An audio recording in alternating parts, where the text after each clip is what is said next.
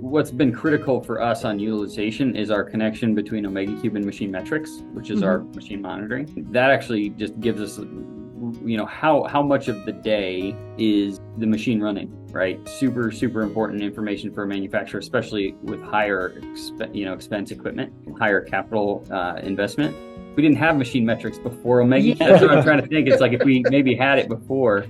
But yeah, it's the kind of thing where it's inspect what you expect, right? So we didn't have ways to inspect things in terms of utilization. And now we do. And we can not only just generally look at like this machine is being utilized X% of the time, but we can say like Hugo is just, his utilization is almost 100%. Which is awesome. And we've got another operator whose utilization is not as high.